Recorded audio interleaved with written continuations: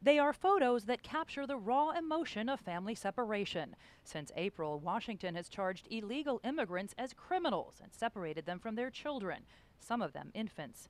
The White House says the zero-tolerance policy should deter families from breaking the law.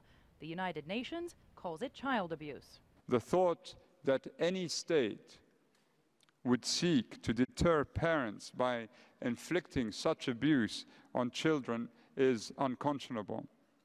I call on the United States to immediately end the practice of forcible separation of these children. Every living First Lady, past and present, has condemned the practice, including Republican First Lady Laura Bush, who wrote in the Washington Post, quote, "I live in a border state. I appreciate the need to enforce and protect our international boundaries, but this zero-tolerance policy is cruel, it is immoral, and it breaks my heart."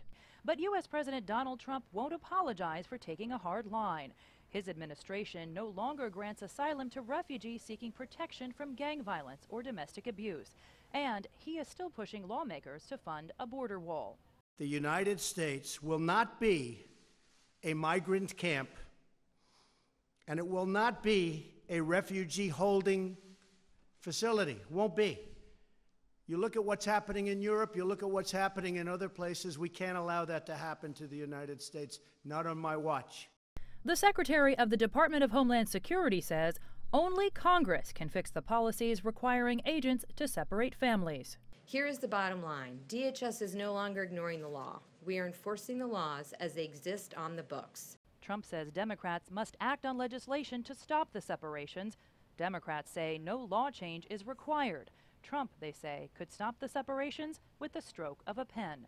No one here is arguing for bad guys to be allowed into the United States. We are fighting to the very end for children who are snatched away from their families. Lawmakers in Congress are considering two immigration bills. One ends the separation policy and funds Trump's border wall. It has support from moderates and from conservatives. The other takes a harder line. Trump will travel to Capitol Hill on Tuesday to meet with House Republicans ahead of their vote. Jessica Stone, CGTN at the White House.